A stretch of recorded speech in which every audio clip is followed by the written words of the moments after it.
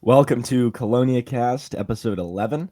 We're getting up there. This is on some of the other podcasts I listen to. Um, they say that episode 12 is where you get, and that's where the ones that last get to episode 12, and then it goes on from there. So we're one away. So I think we're doing okay. But that's a lot of pressure. I feel like I'm going to be the downfall. No, this is going to be great. So. Yeah, so we're really excited. Today we've got Grover Brown, who's just recently started his assistant professorship at Jacksonville State University in, I guess, North Central or Northeastern Alabama. I guess. We're right on the cusp of North Central, Northeastern, yeah. Okay, yeah, so right up there. And it's a cool spot. We were down there, me and Jack and Wyatt were all down there in the summer, and looking for turtles. I mean, we literally intercepted you. I think like the day, less than 24 hours. Less than 24 hours after I bought my house. There was nothing in it. In fact, y'all helped me move things into my house. Yeah, so that was a fun time, but we found some turtles. It was a good time. Not even 24 hours. We're already coming down to try and. Yeah, well, awesome. Major shout out, because I'm not sure. I don't know a lot of people that would have been that generous, but that was that was a fun time. That was amazing. So, but yeah, so we're excited. We've in the podcast in the past, we've talked a lot about turtles from kind of around the world, but we haven't focused as much on turtles of the Southeast. So we're going to be talking about that a little more in some of Grover's past work and kind of even some of the major topics. Grover's done some work with genetics and population genetics, so we're going to kind of go into that hopefully a little to give kind of a background maybe for some people that don't even really know where to start with that kind of thing. So that'll be fun. But I guess I can just pass it over to, well, I gotta plug the sponsors first, just because we're in the beginning here. So just a shout out to the Turtle Room. Obviously, they've been very generous with providing some startup resources for us, and have generously supported us and sponsored us. So make sure to head over to theturtleroom.org to check out some of the programs they have going on and their social media accounts, all at the Turtle Room, YouTube, Twitter, Instagram. We're also hopefully looking to start a partnership with the Moorcroft Conservation Foundation. We're not officially there yet, but I'm in the workings of that. And then I guess lastly, we're really kind of grateful and happy with all the kind of comments and feedback we've been receiving. And it seems like the podcast is being positively received. So we're really excited about that. So without further ado, I'll pass it over to Jack Thompson here with our just to get us started, to get the ball rolling. All right. So we ask this question to pretty much every guest, but so why turtles? What got you interested in turtles? And that's a great place to start. And I think that I probably have a lot of similarities with other guests in that, like, at least the photographic evidence goes back to when I was 4. So my dad found a box turtle in the yard when he was mowing the lawn. And I think it was like the first time I'd ever seen a turtle. And I really don't think I've stopped thinking about turtles since that day. So I'm just one of those people who's been exceptionally lucky to have been able to follow my passion to where I am. So, I was a turtle nerd in elementary school and high school and college and beyond. So basically my first exposure was hook, line, and sinker. Yeah, it's pretty. There's like a pattern. The more people we interview, the more we find that the stories are very similar of how everybody's interest starts. Like that's actually very similar to how mine started. We would find box turtles in my backyard, and eventually I ended up with red-eared sliders as pets, and like. Yeah, going back. I mean, there's just something so mesmerizing about them, right? And I can't explain it, but it was very impactful. And so like I said, been super lucky. And I don't know if y'all are going to ask, I guess, my background. I don't know if that's kind of included in the question, but go ahead. Yeah. The development of turtles throughout my life, so to speak. Yeah.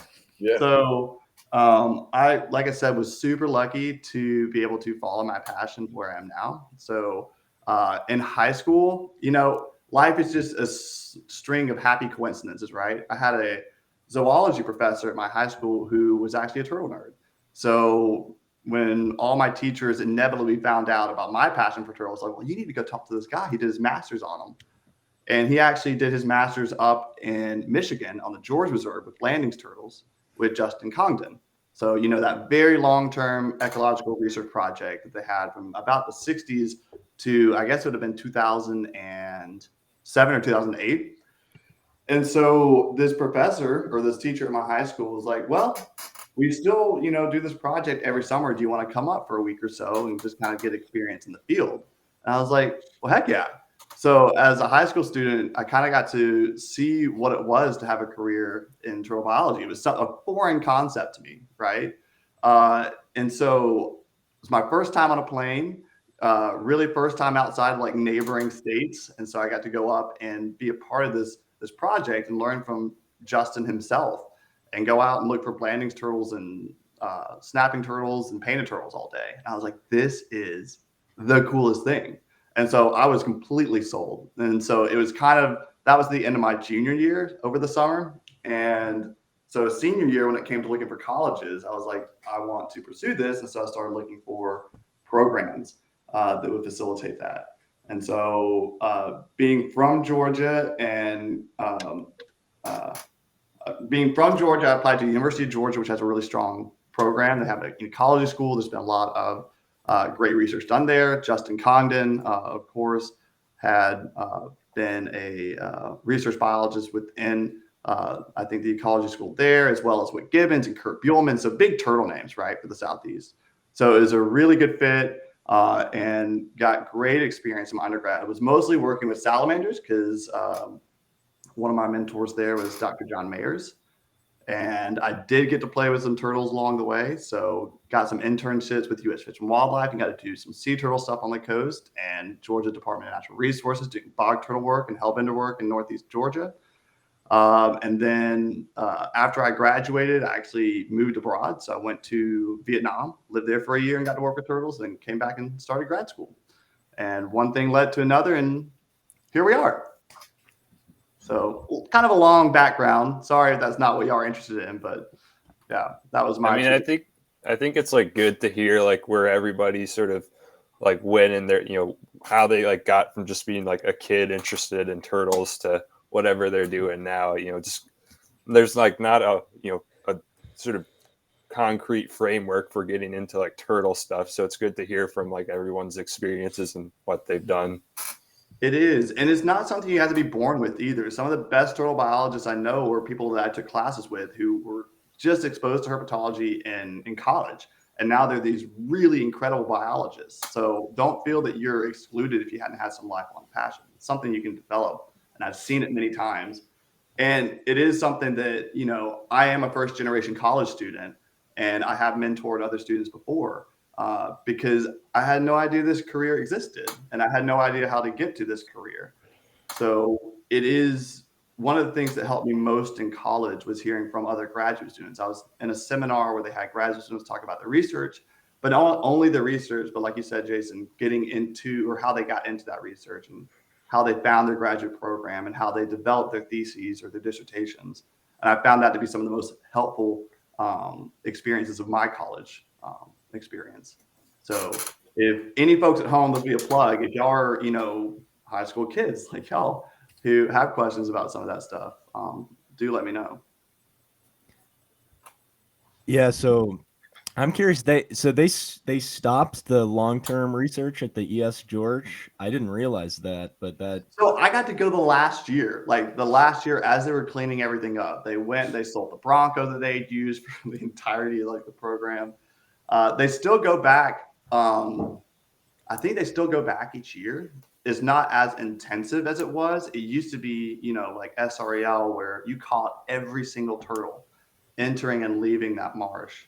And they had, just almost every turtle marked. Now they go back and they are still looking at some of the Blanding's turtles. They're looking at the effects of autumn olive on nesting habitat. So it's kind of taken over. So they're doing some experimental removal. And seeing how females, where they nest when it's experimentally removed, because it just kind of shades out everything. But they go back and they'll catch these turtles that are just ancient. So some of like the OG turtles that they marked back in the 60s. It's just incredible. I seem to recall a record like 83-year-old Blandings turtle, something like that. I'm sure there's a lot others that are kind of up there, but that kind of long-term research is just fascinating. Like you mentioned, the SREL, the amount that you can do with that is incredible. I remember in Witt's in Dr. Gibbons, the red-eared slider ecology book, they talk about the pitfall traps that they literally surrounded one of the ponds there with. And they just took that down like last week. I don't know if you saw that on social media. I saw that. Yeah, they just did take those down. Wow. It's been up for a long time. Yeah, that was like, it was up for decades. And it was some of the seminal research on like chicken turtles and their ecology. It was really, really fascinating stuff. And it's rare too, right? I don't mean to cut you off. Sorry. But this is like one of the questions I get all the time. It's like, oh, how long do turtles live, or this, that, and the other? And they ask these questions, and it's like, we don't know. Like, we didn't start studying these things until the mid 1900s. And I could spend my entire career tracking a single population, and I'm only going to see a generation or two in some species. I have to pass it off to my kids and then my grandkids. It's going to be 100 years before we answer some of these questions. And so it was, again, pioneering research and laid the foundations of turtle ecology, right? Some of these long-term studies. Yeah, it's incredible. I mean, that slider book was written in the 90s, and still the amount of information in there is incredible. I can't imagine kind of all the things that have come out of there just today. But Ecology of the slider turtle. I think I have that on. Yeah, life history and ecology of the slider turtle. I have it on my bookshelf right there. There you go. Yeah, that's a classic one for anyone out there that is looking for one. That is a book that I mean, it can get a little bit, I guess, information dense, but it's certainly something that's doable if you want to kind of put in the work to kind of understand that. But for some people, obviously, if you've gone through that, you might be able to pick up easier. But yeah, so I guess you mentioned some work that you did with bog turtles, but then so now kind of as you transitioned from undergrad to grad school, what did you start to focus on? Like what group of turtles? What were some of the questions that you asked there? Specifically, like I know mud and musk turtles is one of your interests.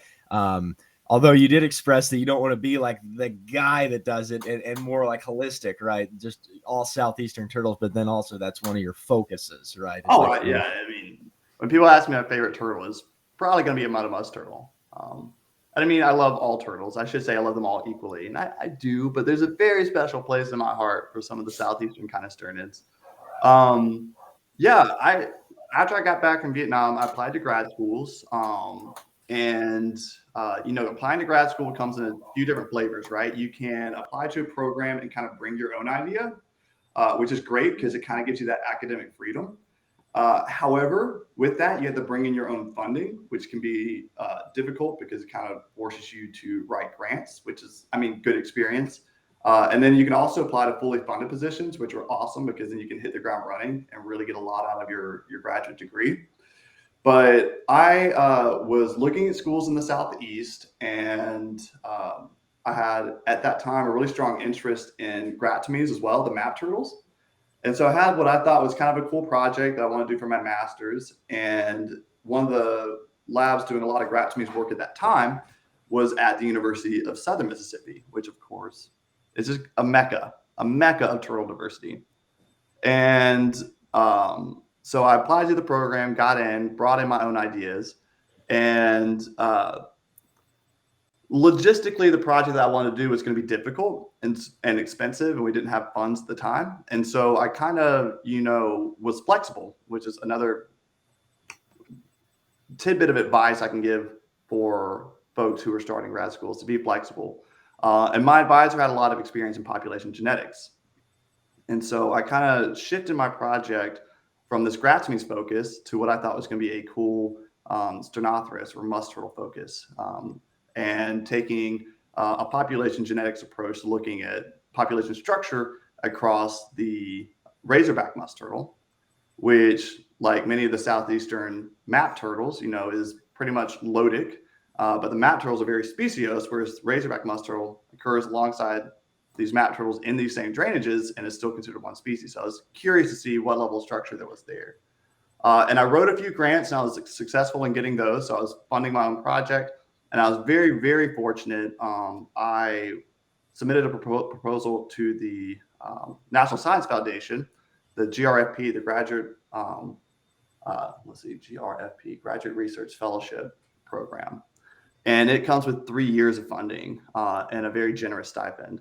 And I was awarded that in 2016. And so I was a year and a half into my project already. And so my university was flexible in that they let you shift or transition from a master's to a PhD student. And with 3 years of funding and a lot of ideas that I already had that I wanted to execute, it was a natural kind of transition. So I was very fortunate that I secured that funding and then kind of got to pursue not only the population genetics projects, but some other projects that I thought were really interesting.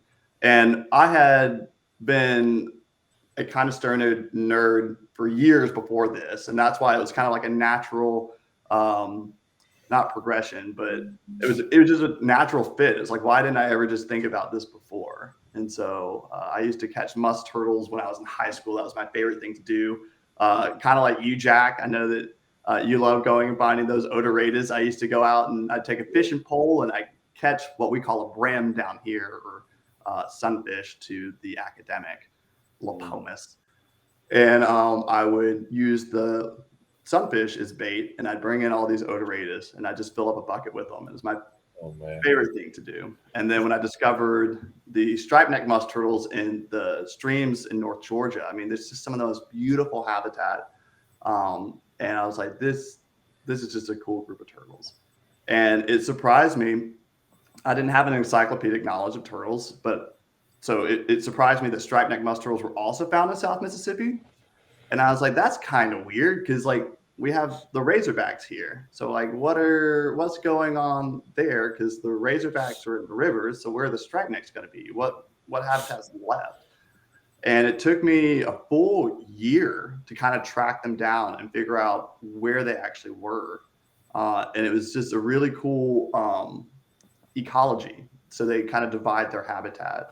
So another chapter in my dissertation was looking at how they partition their lodic, or that is river and stream habitat between those two species, because South Mississippi is kind of one of the only areas where those two species overlap in their ranges. And where they don't overlap, they're in everything. They're in like montane streams all the way down to the bayous and oxbow lakes. And that's true for both razorbacks and striped neck musk turtles. So it's like, why is it when they're together that how is it that they're able to co-occur together when independently they could cover all that terrain if they wanted to? So it was a lot of fun. I was very lucky in my graduate program to have, again, that academic freedom. I feel like I'm talking way too much. Y'all just interrupt. No, this is perfect. This is exactly what we wanted to. Actually, it makes our jobs easier, and we like that. Like, we're here for you, so we want to hear as much as you want. Don't feel any pressure to stop, because we love to hear it. But yeah, I guess I'm curious if you don't mind. I mean, if you don't want to, that's fine. But like talking a little bit more about that first project you did in grad school. Like, I guess this might be a good time too, just for a lot of people. Population genetics can be kind of a daunting thing. I think it's something that if you haven't gone to school for it, you might not really know where to start in terms of understanding those concepts at a kind of molecular level. So I don't know if you want to just give like an overview of what sort of that term kind of means, like what are we looking at there? And then you also mentioned kind of looking at genetic structure, like what does that entail? So just for people that might not necessarily, that just give kind of an overview of what that means. Okay, I'm going to do my best. I am by no means a geneticist, but I love using different tools to answer what I think are interesting questions in turtle ecology, right? So again, play to the strengths of your advisors because they're going to help you graduate, right? So I was in a population genetics lab. My advisor was actually a fish geneticist. And what population genetics is it's looking at differences in allele frequencies. Now, we're going to backtrack a bit. I'm going to treat you like my 101 classes. I know y'all probably are familiar with this, but again, a little background for listeners. So alleles, right, are different copies of a gene. You can have genetic variation, your A's, G's, C's, and T's. And so you can have a switch from an A to a G maybe, on the same gene. And so we would call each of those copies of a gene an allele. You get one allele from mom and one allele from dad, right? So you're 50% your mother's DNA and 50% your dad's. And it's the same for turtles. And so these alleles will accrue over time because our DNA replication isn't perfect. It makes mistakes. And so you get these little point mutations. And these point mutations can be good, bad, or neutral. And so if they're good, they'll be selected for in a population. Maybe you make some new pigment and you blend it real good. That's an example of an advantageous mutation. They could be bad and lead to some disease, and you could die and not, reproduce. So that mutation is going to be eliminated from the population. Or they can be neutral. And this is what a lot of people don't realize, is that our DNA is filled with just a lot of fluff, we'll call it, like just stuff that does nothing. We're, the result of billions of years of evolution. And we have a lot of DNA, but only a small portion of it is actually coding. So we're just random chance, right? And one of the great things about this fluffy DNA, this DNA that does nothing, is that it actually mutates a little bit quicker because you can accrue those mutations. There's not going to be any sort of selection pressure. And you can use this to your advantage in population ecology or population genetics, because you can use different statistical techniques and analyses to infer how long ago it was that two populations were connected or reproducing. Because gene flow is this thing that homogenizes. It makes the allele frequencies within a population all the same. So if there's gene flow and even just very, very low levels of gene flow, you're not going to see any of what we call population structure. So there's no differentiation, no differences in allele frequencies. Say that this kind of goes back to your Hardy-Weinberg, where you have, allele A is in 60% of individuals and allele B is in 40%. And then you have heterozygotes. If there's genetic isolation and by random chance, then if the population is split in two, they can kind of start in their own evolutionary trajectories just by random chance, random loss of allele. We call this genetic drift, right? If you don't have an infinite population size, which no one does, you start to see inbreeding depression, and you can see the loss of some of these alleles over time, not based on the merit of, say, their genotype, but simply by chance. Say there was a storm and it killed off half the individuals and you lost some of those rare alleles. Then you would see genetic differentiation between that population and another. And I know this is kind of getting boring, probably getting a little too technical. But what I was looking at is the razorback musk turtle and how the genetic makeup or the allele frequencies differed between what I was calling populations of razorback musk turtles, but different river drainages. So we know that the southeastern U.S. is a biodiversity hotspot. We know that the genus Gratzmes, with its 14 species, is a driver of turtle diversity here in the southeast. And it's because the Gratzmes are lotic species. They're highly aquatic. They're tied to the riverine systems. They don't move around, say, like sliders might, from one wetland to another. They require very specific environmental conditions. And they often nest like on the sandbars, right, immediately adjacent to a river. So you're not getting map turtles moving, say, from one drainage to another. And so you've seen genetic isolation. And it's been long enough to basically lead to distinct species that we have across the river drainages of the southeast. And so my question is like, okay, well, in the razorback musk turtle, we're in a lot of these same river drainages. We have a very similar ecology. I would argue all day that a map turtle would be much better at dispersing than a razorback musk turtle. I think that their levels of water loss can be far greater. And so I was curious to see, in the razorback musk turtle, how much differentiation there was across these river drainages, because they occur all the way from the Brazos and basically central Texas to the Pascagoula and Escatawpa River in extreme southeastern or southwestern Alabama. And this was the most fun because it meant that I got to go and collect my samples, because the razorback musk turtle even though it's got a broad distribution, even though it's a common species, there was very little representation in tissue museums across the Southeast, at least when I was in grad school. And that meant that I got to go collect them. So I went on these collecting trips, kind of like the old school herpetologist, where I just drove out to Central Texas and set traps and got to catch a representative sample size of musk turtles from the Brazos drainage. Then I moved over to the Trinity. Then I moved over to the Neches and Sabine. And then I made my way to Oklahoma and Arkansas up in the Ouachita Mountains. If you ever get a chance, those streams are absolutely gorgeous. I've seen the ones you caught there. Are so different. Jack knows what I'm talking about. Those ones are the big like populations in Arkansas, those things are tanks. They're awesome. Anyway, back to population genetics. I found a lot of structuring within the razorback musk turtles. And the highest level of structure, the highest degree of differentiation was up in those kind of headwater streams of the Ouachita Mountains. And this is a biogeographical hotspot. So there's a number of other like crayfish and salamander and fish species that are particularly diverse in this region, endemic to this region. And certainly the habitat is driving some of this because you've got the Mississippi embayment, which is just flat and mud, and then this mountain range coming up from that. And so stream characteristics can be very different. So you can have kind of specialization to that montane habitat. And what was really neat is I found an old thesis. It wasn't published from, I think, like 1995 or so. And they were inferring genetic structure through morphological structure.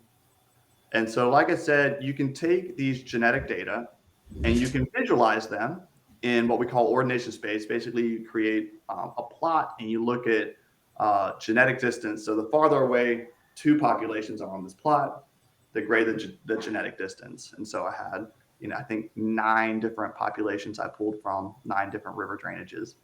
And this person in 1995 did the same thing. And what was so cool is we produced the same plot.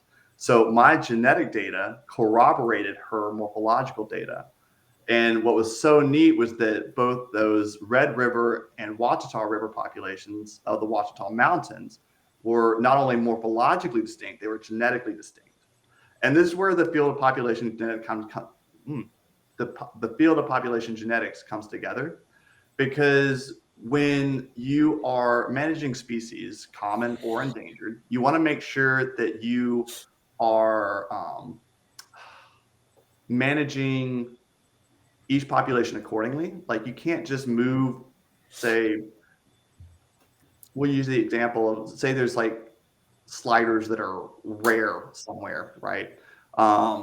So maybe there's a population of red ear slider out in the middle of the desert that's its own distinct population, has no gene flow, and it's getting rare. Well, you don't want to take like some Louisiana red ear sliders and just be like, okay, well, we'll put this red ear slider there to make them common again, right? That population you want to manage differently because it's got its own locally adaptive alleles. And there's been a number of studies that show when you try to reintroduce from another population, you muddy the genetics and you actually affect and often negatively affect the fitness or the reproductive output of that population by introducing these non-adaptive alleles. So when it comes to managing endangered or threatened species, you want to make sure that you're drawing from that local gene pool or promoting or reintroducing genetically similar individuals. And so we have these classifications called ESUs, evolutionarily significant units. And so in population genetics, you can define these ESUs based off of, and there's a paper that went into this, whether or not these populations are morphologically and genetically distinct. So a manuscript that I'm kind of working on right now is saying that, there could be some evolutionarily significant units within the razorback musk turtle because my genetic data do corroborate these morphological data. And you can see and genetically tell these populations from one another. So that was kind of, you asked, bring this all back about that first chapter, that first project of my dissertation. And that's kind of what it was looking at. And another cool application of these genetic tools is that you can actually DNA fingerprint confiscated individuals, and that's definitely where the field is heading. So you ask, what are we using population genetics for now? We are able to get range-wide sampling of a species, and through some really cool genomic techniques that have been developed in the past few years, it's gotten really cheap and easy to sequence individuals. And so J.B. Apodaca of Tangle Bank Conservation, he does a lot of this, and it's awesome. So he can take the genetics or a genetic sample from a confiscated individual, and with some resolution tell you, say, where a confiscated alligator snapping turtle came from. So really robust data sets that allow you to, again, use genetic DNA fingerprinting. And you could potentially reintroduce that individual back into the wild. Because, again, Michael, as you know, with some of the huge confiscations like Madagascar, you want to get those animals back in the wild. And we see, these huge confiscations of North American turtles now because the Southeast Asia is a vacuum. But it's hard. And then it ends up being very expensive and very labor intensive, right, to manage thousands of confiscated individuals. And they're dying left and right. And so it's, what do you do with them? And so this is kind of the cutting edge of population genetics, population genomics. We can kind of sort of head in that direction. Give them a health check, make sure they're healthy, and we can find an area where we could potentially or feasibly reintroduce some of these confiscated individuals. I hope that was like a intelligible. That was perfect. Okay. I think everybody's going to love that when this episode is released. But that's a great point there. That's like a game changer because so many of those turtles, they don't know what to do with them. They just die after you get like hundreds or thousands of turtles, especially if they're like from another country or something. It's like we can't just dump these in the wild anywhere. Like there's more to it than that. And each adult is so valuable in population. And we, again, know that because of these long-term ecological studies. Like each one of those is a miracle it survived. Baby turtles are nature's crunchy grapes, right? Everything eats them. They have to overcome wild odds to reach adulthood. And so the loss of even a single turtle is devastating, nevertheless, thousands. And so it's just, with the, what was it, latensis that they confiscated more Cyberrockiella latensis than they knew existed in the wild. Yeah, like 2015, right? Like that was, I think around then. That sounds right. Like, that was a ridiculous statistic. It was something like 90% of the whole species population had just been, they caught that in time. Like, right. And they ended up releasing them, and they kept like 10% of them for captive assurance colonies and stuff. Right. But imagine if you could release them. And that's basically an entire species that's been extirpated. Now, of course, they made the right call because even if you don't know where they came from, that's such a substantial part of the species. You got to get those things back out there. Mm-hmm. Yeah. Yeah, that's interesting. So there's one other thing too, in terms of like what you were looking at, I guess the different types of markers within kind of genetic. Right. And I would figure that you were using sort of like microsatellites for the question that you were asking. I guess you can maybe expand upon the difference a little bit, I guess. Absolutely. So again, so the field of genetics has grown so much in the past, 20, 30 years. So it used to be, they used allozymes, so things like proteins and electrophoresis, and then they kind of moved to mini satellites and microsatellites. And then, of course, the field has progressed so much that now we're using genomic techniques and what we call SNPs, so single nucleotide polymorphisms, so down to the single base pair. And my advisor, he was a little old school, so he used microsatellites, which are very popular back in like the 2000s and early 2010s. And they work. You're using the same assumptions you would with the SNP data. They're just a little more time intensive. And you don't get quite as high of a resolution image, right, as things like population genomics. We're using genomic sequencing. And so that's where the field has been moving, it is moving, and is opening up many new doors because, of course, with genomic data, when you're looking at the single nucleotide level, we have let's see, what is it? Our genome is something like 20 gigabases or something like that. So an obscene number of zeros. Which means that computationally it's going to be very intensive. But of course, with the advent of supercomputers, we're able to handle these massive data sets now. And one project that I'm working on right now is using phylogenomic approaches. So we will be using genomic data to disentangle the evolutionary history of some of the southeastern kind of sternids. So I'm really excited about that. But yes, it's definitely where the field is heading. I use microsatellites because it's what I had available to me at the time. But I still have all those genetic data. So if someone ever wanted to collaborate in the future, I still have all those samples, and we could, kind of get a even finer scale resolution of the trends in population structure across those drainages. That's cool. And that's, I think one thing too about like microsatellites is a bit different in terms of like when I think about alleles of I guess protein coding genes, because these are, like you said, kind of part of the non-coding region. Yeah, these are the fluff. Yeah, I typically think of like, the drivers for the difference between alleles as SNPs. Like you said, it's just those little accumulation of differences between both alleles within an organism, I guess, but also within the population. But it's not necessarily length, whereas microsatellites, I guess the locus doesn't matter as much, and you're just looking at length polymorphism. Or exactly. So with microsatellites, these are tandem repeats of either dinucleotide, trinucleotide, tetranucleotide, etc. 2, 3, or 4 repeats of nucleotides. So for instance, I use mostly tetranucleotide repeats. So my fragment sizes would be 4 or 8 or 12 or 16 or so forth and so on. And earlier on, we could use these really high resolution gels to separate just a few nucleotides. So you could score them based on their size. And the way these microsatellite loci work is like, say that one of the repeats I was looking at was TTAA. So it would be tandem repeats of that. And it could be anywhere from 30 to 40 to 100 repeats of that. So TTAA, TTAA, TTAA, TTAA. It's a tongue twister. And for DNA polymerase, the little enzyme that makes DNA is a tongue twister too. So sometimes by chance, they accidentally add another TTAA in there. So it changes the length. It adds 4 nucleotides to that particular microsatellite. And so these mutate at a known rate, and that makes them really convenient. We know they're non-coding because it's just repeats of random nucleotides. And they're selectively neutral, and we test this before we use them because they can actually be close to a coding region, and then they're actually selected for, so you can't use them for analyses.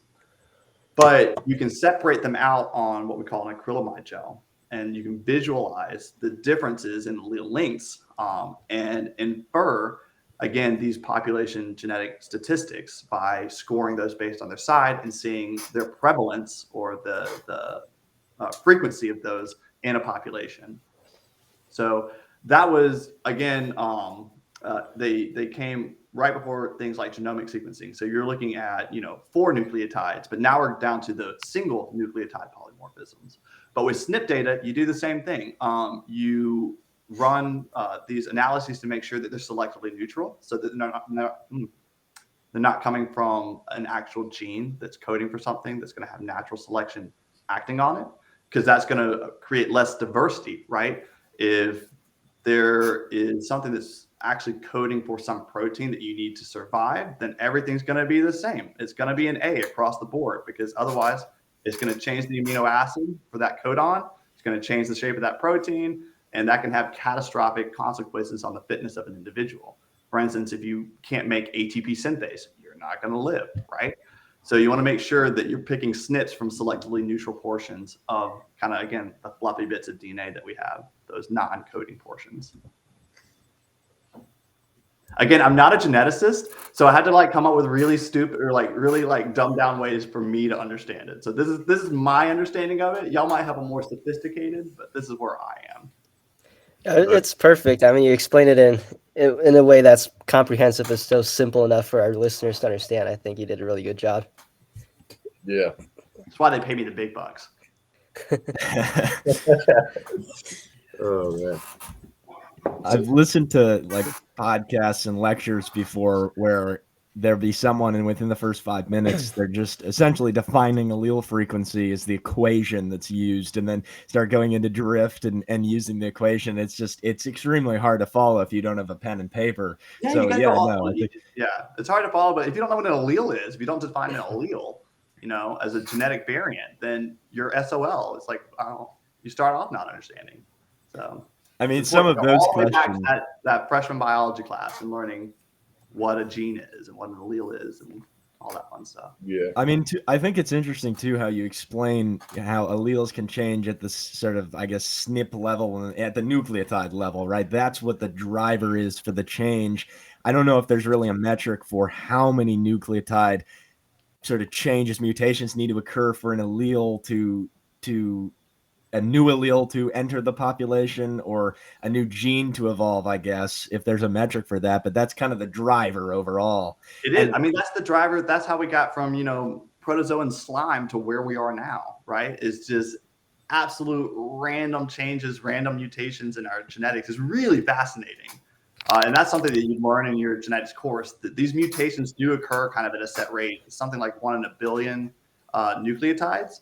But again, most of them are going to happen in these non-coding portions of our DNA, and it makes no difference. And then again, if they do happen to occur in a coding portion and fold some new protein, because of course DNA is just, we use it to make proteins. We are mostly proteinaceous. And so it might make some new beneficial protein. And that would be, of course, advantageous and hopefully be selected for slowly over time. And yeah. Well, I think that's good. And I guess the ultimate goal with population genetics, I guess, is sort of to understand how sort of populations evolve over time and how and also kind of relatedness, right? But that kind of all factors into it. And not only that, it's such a broad field. Biology is a huge field. Genetics is a huge field. Population genetics is so powerful and can do so much. You can look at the effect of topography on population genetics, right? In kind of a landscape genetics format. You can see how this river limits gene flow from population A and population B.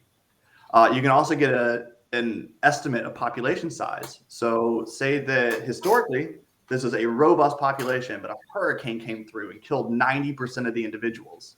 And again, that's going to be kind of, it's not necessarily the fittest that survive, right? It's kind of the luckiest, the ones that might have been on the high ground. So it's this non-random selection. And so you end up with a subset of the genetic makeup of that population, and then it expands back out. So that population could rebound. It could also go extinct, but it could rebound. But it's going to be less genetically diverse. And so you can use these tools to kind of assess that as well. And so one project that I'm kind of interested in, recently I made an Instagram post about it, is that we have in the Coosa River, well, the Coosa River actually has 3 graptomes, depending on where you are. So above the fall line, you have the northern map turtle, Graptomes geographica, and the Alabama map turtle, Graptomes pulchra. And then once you hit the fall line, you can actually have a trifecta. You have those 2 species I just mentioned, but you're going to start to see a transition towards the black knob sawback, so Graptomes nigrinota. However, where I live in Alabama, I'm not too far from the Coosa River, which has been impounded since it's basically been made into a lake starting in the 1960s. It was actually the largest mass extinction event in the past century because it's an incredibly diverse river system, and they changed it from a lotic system that flowed into a stagnant pool that kind of killed off a lot of the mollusk diversity and freshwater fish diversity. But what it also does is it kind of homogenizes habitat, makes it all the same, makes it all kind of lake-like. And I found a population of Ouachita map turtles, which are a common petrate turtle, thriving in this particular section of the river. By my count so far, they outnumber the natives 10-1. And what I think would be interesting is to use something like population genetics to estimate the founding population. So you can use these tools to look at net effective population size, and maybe potentially get an estimate of how many turtles were introduced to create this now reproductive population. Because I saw individuals of all age classes, from little yearlings to full-grown females and full-grown adult males. So I don't think it's the typical one-hit wonders that you might see pop up on INAT sometimes, where it's like one's been released into a lake at a school. This is a reproductive population of an invasive map turtle species in a river segment. So hopefully because the Coosa River is so impounded that they're going to just kind of be restricted to this section. But is something that I hope to kind of investigate moving forward. So huge application in the field of population genetics. Those applications are like worldwide too. Like it just keeps expanding. What's that? I said it's worldwide too. Like it has applications literally everywhere. Everywhere. Oh, absolutely. Do you think that like population genetics was created by the turtle field? Absolutely not.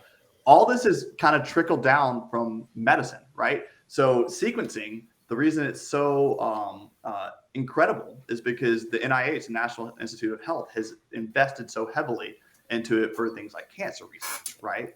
And then it's kind of like a little exaptation for us, right? We take their technology and apply it to our taxa. And so we've kind of, used and piggybacked off of human geneticists, right, to answer these questions. So it's kind of neat in that regard, the trickle-down effect. You kind of lose perspective because we use it in one specific way, but it's like, actually, this was created decades ago for something entirely different. Yeah, I mean, yeah, it's definitely a fascinating thing, and the fact that you can sort of use just markers at kind of molecular level and then abstract things like population size. And I even seem to recall in that slider book they use, I think it's the FST statistic for like variation within certain, I guess, populations or groups within different areas. You can figure out what gene flow rates are and how many animals are migrating between habitats. Yeah, you can number of migrants per generation. Yeah, it's just fascinating stuff. And I think something you said, we'll get on to, I think we've kind of set a good baseline there that's understandable, like Ken said. But one thing, I know you don't do like necessarily like phylogenetic, I guess, interfamilial studies. That's not necessarily your area. It's more at the organismal level, right? Yeah. But one of the things that you mentioned, like the neutral theory of evolution, that's interesting about that is when we rely on morphology for large phylogenies, right, we're missing a lot of the variation that is kind of neutrally selected. And so for people that might not understand why genetics is sort of looked at as a tool that's very powerful in inferring phylogeny over time, is because a lot of variation that isn't expressed morphologically, right, it is kind of maintained in the code of the organism that isn't expressed. So that's just kind of an interesting point, I guess. But also with morphology, you have the confounding factor of convergence. So similar environmental conditions kind of fueling a similar morphotype. So they could be wholly unrelated, right? But morphologically be very similar. And so you wouldn't be able to elucidate that necessarily using strictly morphometrics. Yeah, I think that's a good point. And there's a lot of, like, someone asked, I guess we got a question, we have viewer questions we'll get to, but they asked about like what makes a trichomes different from a pseudomys. And I think now with molecular methods, that's pretty clear. And it is kind of just those accumulations of point mutations, I think, right? And SNPs between what we see there. But in the past, it was not very obvious. Like graptomes and pseudomys had the same kind of number of, I guess, informative characters that were different between them before we had these techniques. But yeah, I mean, so I guess I think that's good for that. One of the things I know that we're all kind of interested, we've talked a lot about is megacephaly. I know I'm changing the pace here. But, really? Who would have thought I had interest in that? Yeah, so I don't know what your experience with that is. And I know that we've talked about it in the past too. You've got some interesting theories behind like what might, or hypotheses behind what might cause that. I guess maybe you can expand upon maybe what you think there. Right. So I mean, I've not studied megacephaly in any sort of capacity. It's just something that really fascinates me, right? So there is a field called epigenetics or epigenomics where you can kind of actually see what some of these environmental drivers, how they affect. So our DNA has a little flexibility. Sometimes we can overexpress certain genes based on environmental cues, and that is kind of the crux of the field of epigenetics. And so I wrote a few postdoc proposals kind of wanting to investigate this, but I ended up getting a job at Jacksonville State.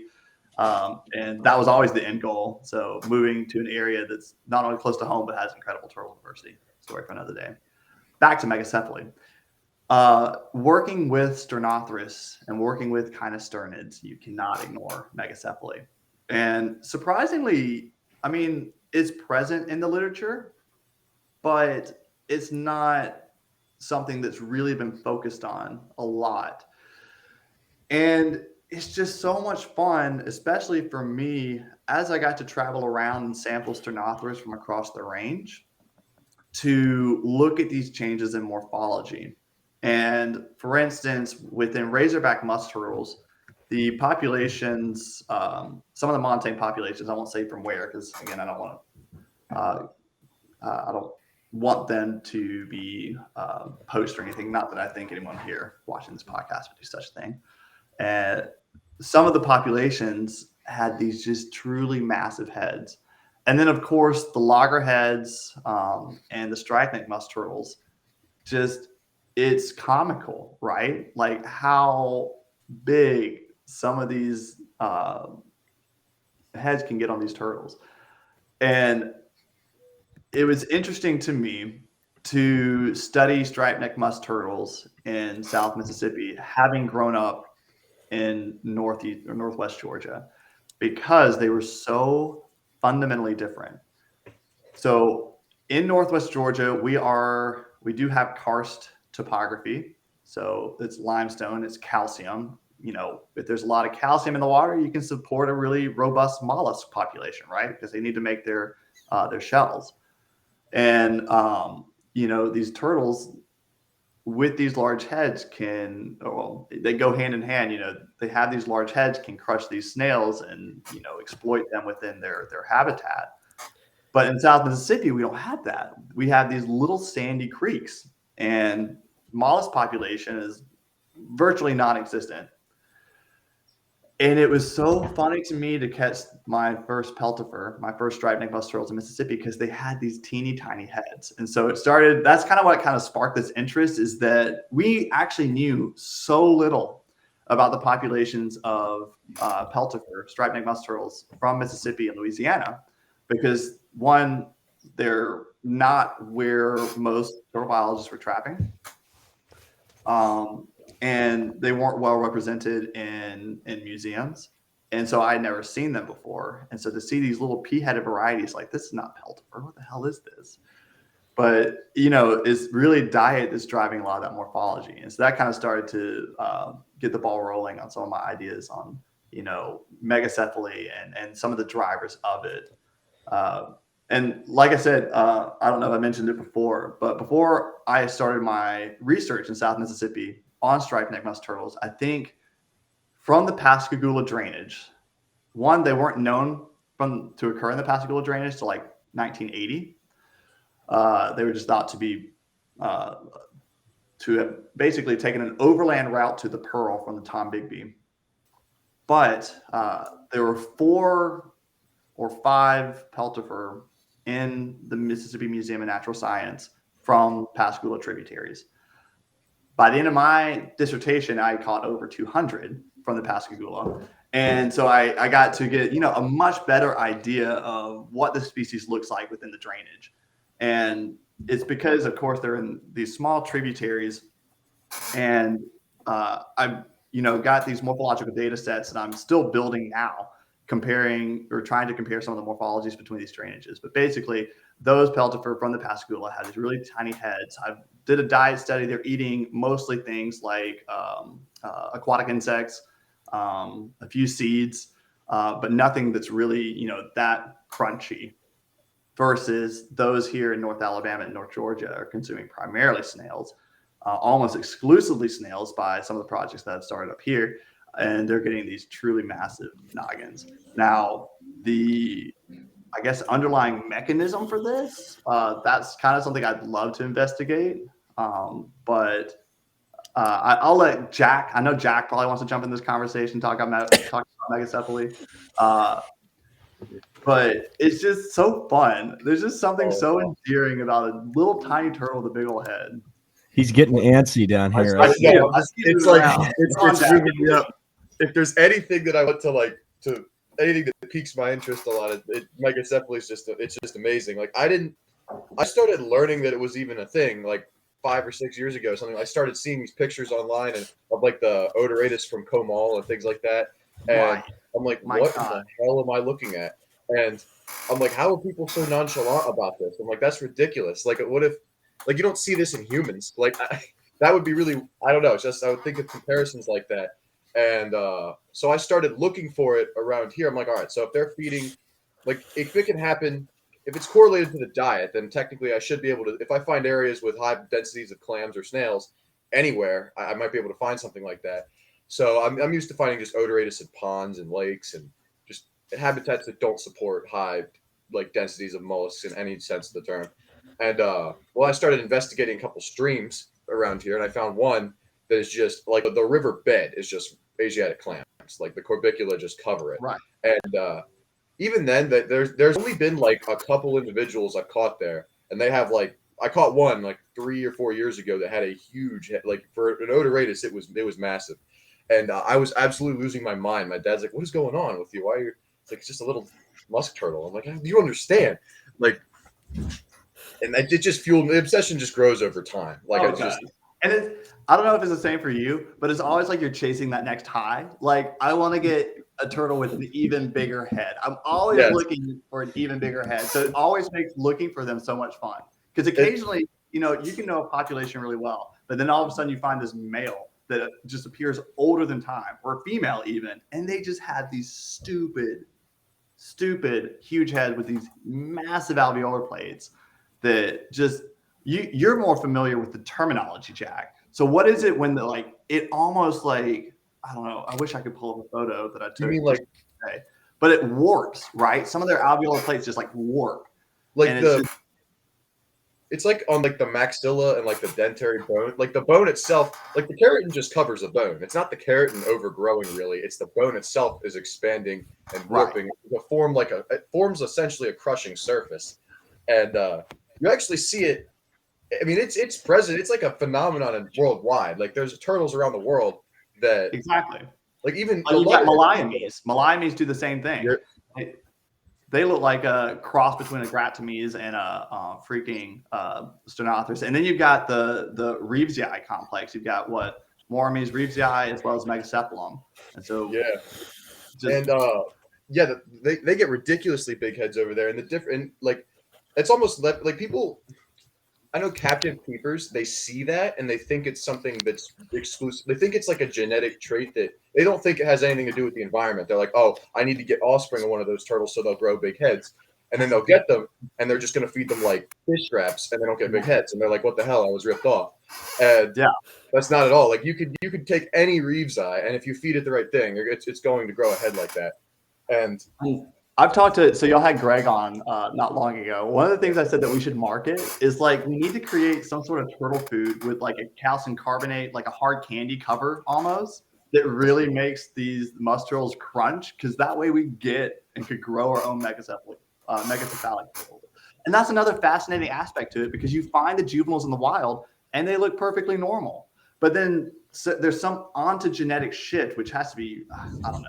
It'd be so fascinating to investigate that shift because not only does the head grow and the skull itself grow, this shell has to morph around it. So the shell, which seems like this rigid structure, has to change shape. How does bone change really like that? So it's just so cool. With the like field of like epigenetics or something, I for a long time I didn't think there was really going to be a way to come up with a concrete answer or some sort of to get an idea of what actually really causes it. But over time, like, I really want to investigate this because I might be able to find some kind of answers for it. But yeah, this is just a little representation here. It's a loggerhead musk turtle and a common musk turtle. And you can see that it's pretty ridiculous. Their body size probably wasn't all that different, but the heads and when you look at the osteology there, it's just look at the depth of the head, how much it's increased on the loggerhead compared to the common. It gets so extreme, it's like it obscures their vision or something. Like it just keeps going until they get. Some of them can't even close their mouths. Like the I've seen it with or like the dentary bone. It grows out to the point where they get an underbite and they can't shut properly. That's just they're like, it's just the funniest looking appearance. And then Ken, to bring you in, Like I love the Ceridra or like the in the Aquatica they get the little Megacephaly. Yes, like, right. Bulldog Eurycia, and you're like, you're cute. You tried. You tried. Yeah. And the same thing with those salamanders. We have CT scans of them, and like just same thing in turtles. It's not only the musculature that becomes hypertrophied; it's also they grow bones too. So it's definitely something that epigenetics will have to answer. It's just amazing. I'd be curious to see if there's any like transgenerational inheritance of like these changes. Or I know that Grover, you mentioned that like the hatchlings or like the younger ones like appear normal, but I wonder if there's even like some of these changes like increase susceptibility, because I know like generational inheritance. Sort of common garden experiment, right? Yeah. So to grow them up and to feed them different diets, and in fact, Iverson did do that. And he published I was just about to bring that up. Sorry. Yeah. Go on. Yeah. I mean, take it away, Jack, because you probably can recall the statistics a little bit better. I remember there was a population in like Arkansas or something. I think that was the state of common musk turtles that develop ridiculously large heads, like kind of like what you see in Texas. And this is like a long time ago too, that they took a group of like hatchlings from that population and a population from like a lentic system where they have what we consider normal sized heads, and they raised them under identical conditions, and they pretty much like proved that it's correlated directly to the diet, because none of the ones grew. There was no difference in their head size when they fed the same diet. So that's essentially, I don't remember like specifics of it, but that's the overall gist of what he found. But yeah, there's a diagram there too of like the skulls, because they have skulls of wild ones and they look like loggerhead skulls. Like they're so big and just dense that, and you don't really see it on a lot of the juveniles until it takes a long time for that to develop. Right. Like years, and that's the problem, right? Is like, so common garden experiment is called common garden, right? Because it's mostly plants. So you can, sprinkle some seeds here and there and they grow and do the stuff within, a year or two. Yeah. But to do a common garden experiment with a long-lived organism is a much greater investment. And like, you had to spend years, making sure that you feed them exactly this much under exactly the same conditions. And like, where does one get a supply of snails sometimes, like it requires if you're doing it wrong, you might mess up the whole experiment or something. So like it has to be perfect, and it's not even fully understand why it's like that in the wild. But I mean, I got lucky in the springs a couple times when I would come up on these loggerheads. And since they're so common, you get to witness behaviors you don't often see with other turtles. Like I would come up and I got to see a few of them feeding before we had to capture them. And for a long time, I was under the impression that there wasn't as much of it. There's almost like a technique to it. I didn't realize. Like I thought they would just grab it and just like crush it, and like aggressively and hastily, but they pick it up with their jaws like very gently, and they have all the nerve endings in their plates, so they have a lot of feeling in those, and it's like this back and forth rolling and chattering they do very slowly and efficiently, and it's like it doesn't even make a huge mess. Like it's very efficient at extracting all of the meat from the essentially the flesh from the snails, but you can see their muscles like twitching and moving as they do it, and it's like I could just watch that all day. Like it's just so interesting. So I had a student last semester looking at diet. She needed a 1 semester long project, and I was like, well, we'll look at diet and these turtles that I study. And of course, the day that y'all like left my house and went towards Florida, I found this really like robust population, and I don't know, we ate that Mexican restaurant. It's literally right next to it. So anyway, we were sampling turtles from the stream, and we have a malacologist also on staff at Jacksonville State, and she is a delight. Malacology is a study of mollusks. So she studies the freshwater snails of the region. That's a good and she's like, I was like, yeah, my turtles eat snails. She's like, well, I'd be really interested because I bet some pass through perfectly fine. She was almost insinuating like they couldn't possibly crush these snails. And so I took her, I was like, is this kind of what you had in mind? I took her a fecal sample, and all it is these crust alinea. And she's like, oh, they can actually crush them. Like, yeah, these things have the structure, the wherewithal to actually achieve this. It's so cool. And then y'all, again, when you come back, I hope we find this one female from this creek. So I like to pride myself in that I've caught my fair share of peltifer. And I have a pretty robust data set. And the largest peltifer I've ever encountered are from Northwest Georgia, with the occasional outlier in South Mississippi that would be like 290, 295. That was a big peltifer, like 295 grams. Days after y'all left, in this stream, I found a 410 gram female.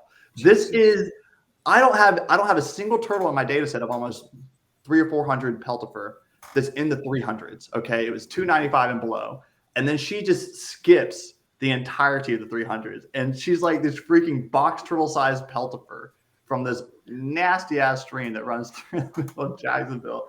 It was awesome. But she's so big, like her head doesn't even look that big. Megacephaly.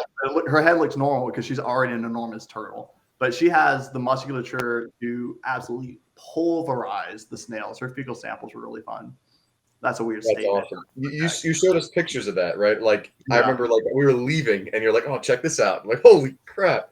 It was all right there the whole time. It's like when we were in that stream. We were just in a section further down. So it's like when Michael invited me out to California one time, and we were looking for the green sea turtles in the, like, I don't even know, like the rivers or something. And we didn't see anything. I was a little skeptical at first, if I was going to be honest. I was like, this doesn't seem right. And then like a week later, I see all these videos of like dozens of green sea turtles. I'm like, what? Yeah, those are awesome. But yeah, that population is really interesting. I saw about 15 individuals in there at one point, and I mean, you could literally reach down and touch them. I mean, not that you shouldn't do that, but it got picked up by some. You should. Like, yeah. Well, I'm not gonna mess with the sea turtles because there's a pretty heavy penalty. Yeah. I guess the megacephaly, though, it's an interesting topic. I think like we're pretty conditioned, like you said, the high school biology class, to think that that things either happen in real time as a response to something. I guess like the buildup of calluses is not something that's sort of genetic. It's more so if you just use this over and over again, you're going to get that accumulation of, I guess, dead skin or whatever happens there. But I guess the idea, we were talking about this, Ken, when we visited UGA, but like phenotypic plasticity, the idea that things can kind of just change, but there's not necessarily a genetic basis for that.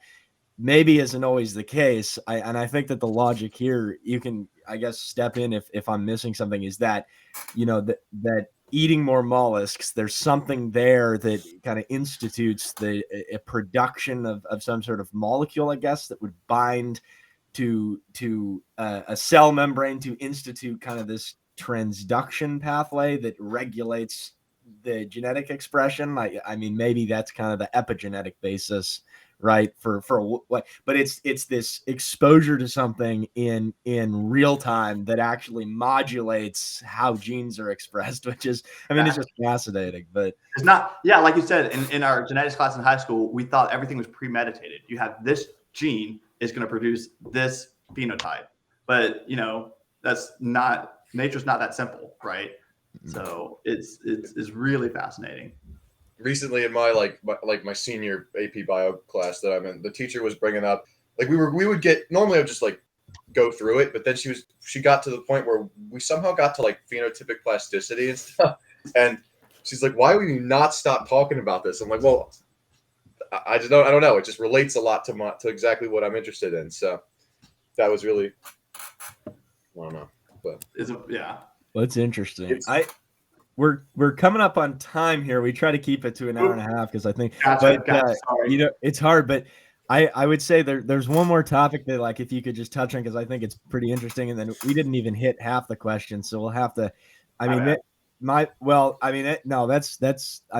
that just means we had a productive conversation that went in depth. I think it's good. But what I'm thinking is, maybe you said that there's a malacologist at JSU. That's correct. JSU. There's a malacologist. Maybe we at some point could organize a megacephaly specific podcast and also bring on the malacologist, so you two could have kind of two people. I mean, that'd be fun. But well, we could see. I guess her introduction to Megacephaly is through me. Like she is not as familiar with the turtles as we are, and we're not as familiar with the snails as she is. But one cool thing, do y'all follow Jim Godwin on Instagram? Yeah. Mm-hmm. So the snail that we have present here is Alimia godwini, named after the legend himself. So it's the rusty Alimia. But when I found that out, I emailed. I was like, Jim, surely this snail is not named after you. And he sent me the manuscript of his description. And sure enough, my now hometown Alimia was named for Jim Godwin. That's pretty cool. That would be a cool thing. But I think that it's definitely warranted with the contributions that he's made. He'd be a fun person to talk to as well. Oh, he's so much fun. I'm curious. The last thing, I guess, topic we can just touch on, might not have time to go real in depth, but the Tombigbee Tennessee exchange between map turtles. Again, just a massive change in topic, but I think it's one of those things that people, I think, it's just so interesting and right. So the Tennessee Tombigbee Waterway, for those who are not familiar with the rivers of the southeastern U.S., is a connection that was protested heavily by environmentalists. So the Tombigbee River the Tombigbee River meets the Alabama River to form the Mobile River. Okay, so it's part of the Mobile River system. The Tennessee River, of course, is part of the Ohio-Mississippi River basin. So it goes through North Alabama, it skirts Mississippi.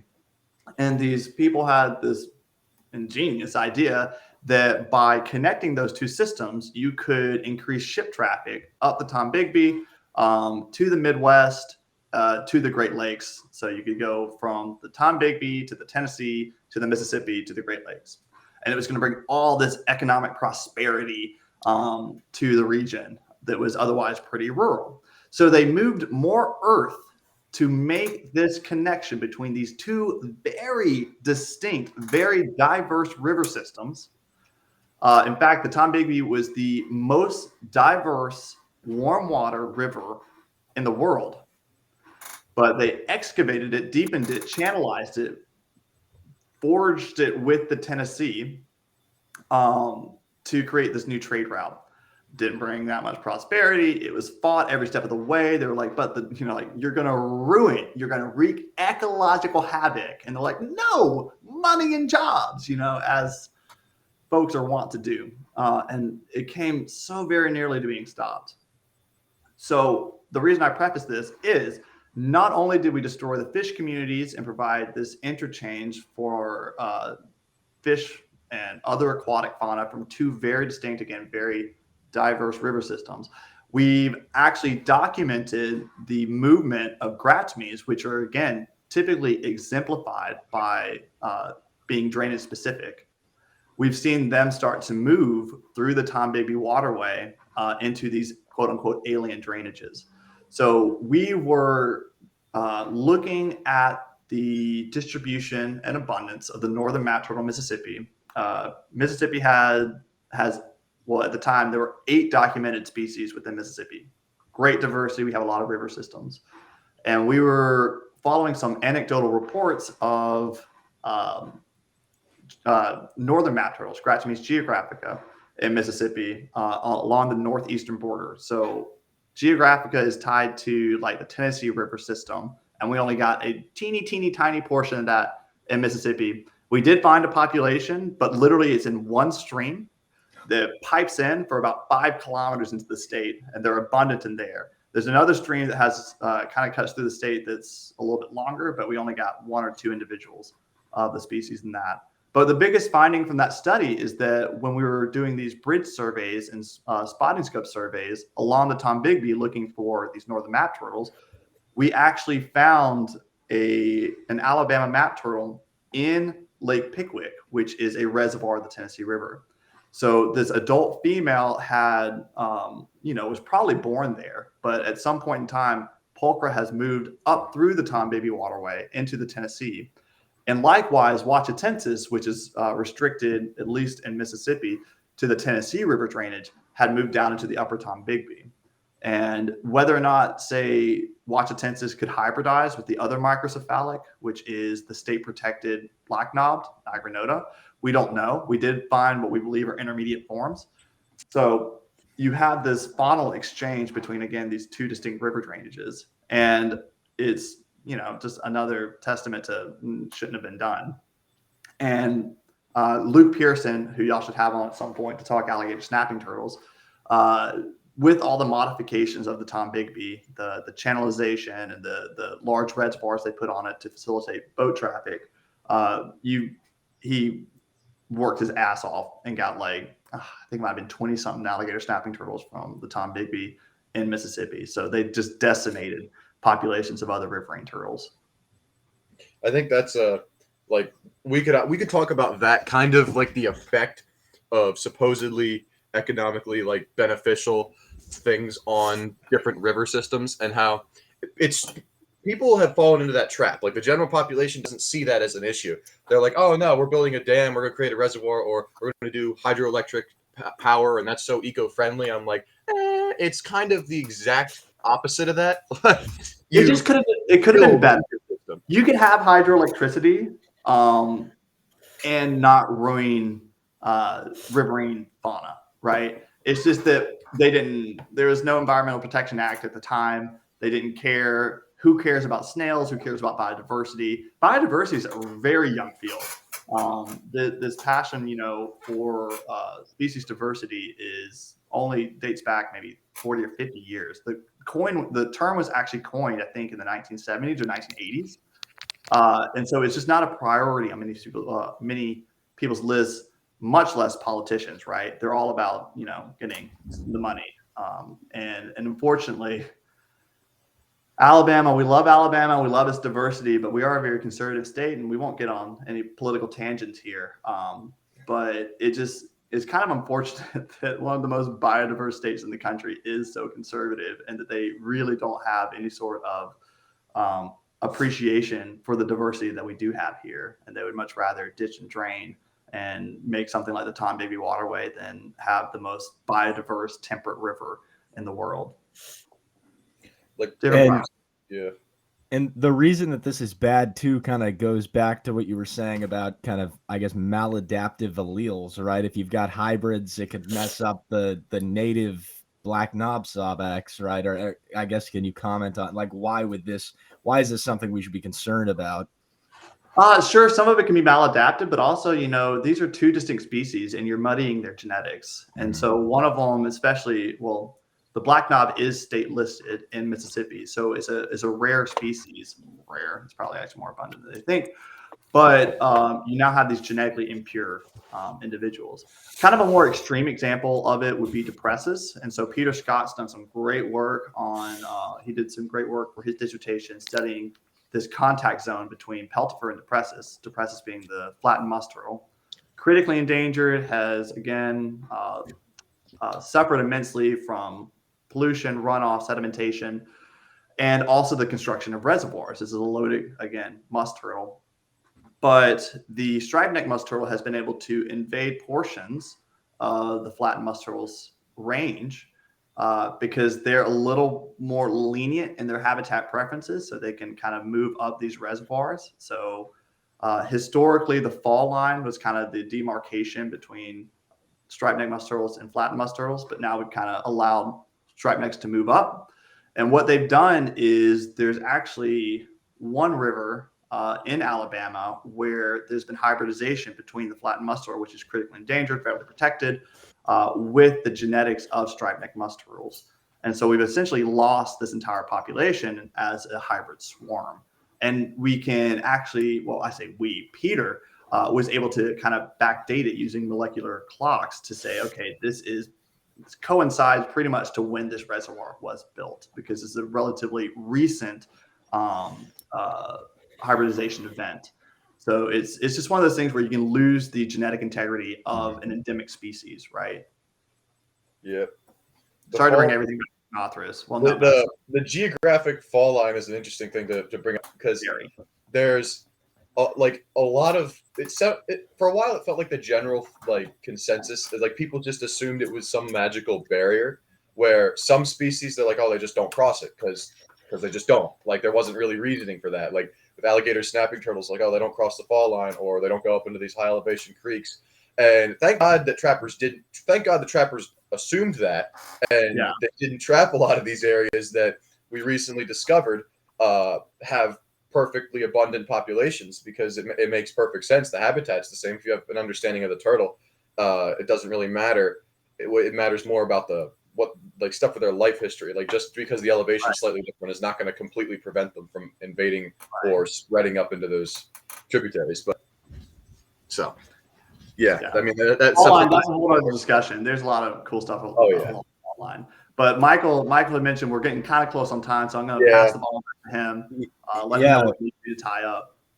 Well, we just like to keep it to around an hour and 30, but it's tough a lot of times just because we've got very interesting people. So it's tough to keep it to a certain limit here. But I guess we've got like two little things that we do at the end. We do a little kind of a trivia volley here and like 4 or 5 questions just for fun. The kind of point here is to just bring up stuff that's like random. And as Carl Franklin put it on a past episode, it showcases how useless we are in terms of some of the knowledge that we have, all of us. So this is stuff that's like interesting for turtle people and stuff that you might not hear in other discussions. So I guess we can give a second to do that. First, though, we've got some listener questions. I don't know if Jason or someone has those. I could read the one from, but yeah, you guys, I think there's several of them, right? Yeah, we could just like shoot 3. them off here. Yeah, so I will say let's try to keep the answers, like let's do like a rapid fire kind of thing. So let's just do these. So I guess, go ahead, guys, if you've got those. Jack, maybe you want to go first because I know you've got. Yeah, this is, let me find the screenshot of this. Yeah, so this question is from Paul Cuneo, who asked, it's a megacephaly kind of question. He said, do northern diamondback terrapins, they lack the same tendency of megacephaly compared to the Texans and like Louisiana ones for any specific reason? Or is it like dietary? We pretty much answered that, but that's the question he asked. Well, you could, I mean, I don't know if it's geared towards me, but you would be able to speak more about the diet of, say, your terrapins in Delaware, because you've pointed this out to me and mentioned it several times in your post before, that you don't see the degree of megacephaly that you do see along Louisiana and Mississippi coast as you do up in the Northeast. And even along the Georgia coast, we really don't get the megacephaly that you see along the Gulf Coast. This is this came from a full-size female in like Delaware. Like, that's not a very, very large head. That's probably like barely over, I don't know, like 80 millimeters or something. Like, it's not that wide. But you get some like, or no, it's not 80 millimeters. What am I thinking? It's probably way less than that. But the head width on the like the Pileata and Littoralis, which are genetically and morphologically almost the same thing, but that's topic for another thing. Their head width is insane. It's the degree of megacephaly they exhibit. It's proportionally, it might be more extreme than even Barber's map turtles or something, because they're like head width to carapace length ratio, which I don't know if that's ever used. I just kind of figured that out on my own. It's like you can get some with heads around 2 to 2.5 inches, while their carapace is only like 6.5 to 9 inches, and 9 inches is big. Most are less than 8. And I'm like, that's a head almost the same size as a Barber's map turtle on a body that's significantly smaller. And people that are like those who are used to seeing the terrapins on the Gulf Coast, whenever I see pictures they upload, I'm like, holy crap! Like, they don't look like that at all up here. Like, it looks like up here they have heads no different really than sliders and cooters in their size. I mean, yeah, it's like a crushing surface, but it's not really expanded. It's just like it's just there. I don't know. Give us a summary sentence of what you think. Just wrap it up for Paul. That's what it is. It's the diet, 100%. Because I'll be quick with this. The ones on the Gulf Coast, they're feeding. I read this 200-page like comprehensive paper published by like the Texas DNR or something, and they did a dietary study, and they found that the ones in Texas, the females feed on these 2 species of mussels. They're not feeding on snails; they're feeding on mussels. And I'm like, okay, that's got to be what the difference is, because on the Atlantic coast, the marshes are full of periwinkles. Yeah. And I find that odd. I'm like, well, the periwinkles are like bigger versions of the lemia snails, so you'd think that would be causing really large heads, but apparently not. So the females here feed on those snails, and their heads it's never really significantly expanded. While the females, and even I think it goes all the way to the ornates in like the Apalachicola, like the mouth of those rivers, they have huge heads too. I think they're all feeding on a different source in that area compared to the Northeast. Yes. Okay. So I'd say that's a good summary for that. All right. Yeah. Okay. Let's get that next question going here. Whoever wants to take that. Yeah, I couldn't find them. So Jack, if you have them up, you just want like the other two, I think that you said we had. Michael, where'd you put them? Are they in the drive? Because I only have the one. I can pull them up. I have a screenshot from the. Because I don't have access to the Instagram account because my thing still doesn't let me do that. So. Okay, I'll pull them up. I took a screenshot at some point when it was there. I can read them off. I'll read them off. One sec. I have it pulled up now. Okay, Ken. Yeah, you read them. Go ahead, Ken. Yeah. All right, this second one. I'm not sure if we should answer this one. Reputable loggerhead and peltifer breeders. I'm not sure if that falls in the scope of this podcast. I actually don't know. I don't know anyone who really breeds them. I'm not not that I have anything against it. I just don't really have a foot in the door with the captives or the captive side of turtle biology. That might be a question for Greg. He might know that. Greg probably knows that. Reach out to Greg's Turtle Haven for whoever. I'm not sure who said that, but for whoever said that, reach out to. We had him on. You can find his account. Okay. There are a few more, I think. So. Yeah, I got one more on my screen. Somebody asked about the ontogenic change in the diet of common snapping turtles. Specifically, what ontogenic changes? I don't know. I mean, as they grow, of course, their gate size is going to be getting larger, so they can take in different kinds of prey items. I think that they're still pretty much a generalist from the time that they hatch to the time that they're an adult. I consulted the Steiermark.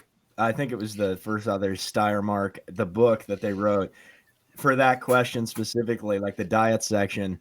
And he mentions in there that it's like mostly carnivorous, like you said, from the time that they're a hatchling to when they get. But there's certain ones, like there was one that they studied that essentially just ate duckweed for a whole summer, but that was kind of an outlier. So there's like all across the board, and they eat everything from other turtles to pretty much anything you can imagine. Yeah.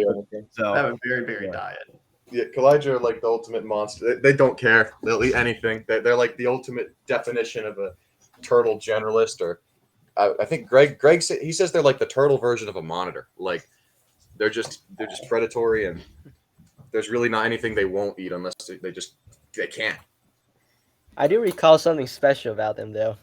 There's a study that I think it's quite a dated study, but they try to imprint different diet items on these juvenile snapping turtles, and it works. Like if you give some bloodworms, when they grow up, they'll still eat bloodworms. They had a preference towards that. That's actually that's really right. Cool. Yeah.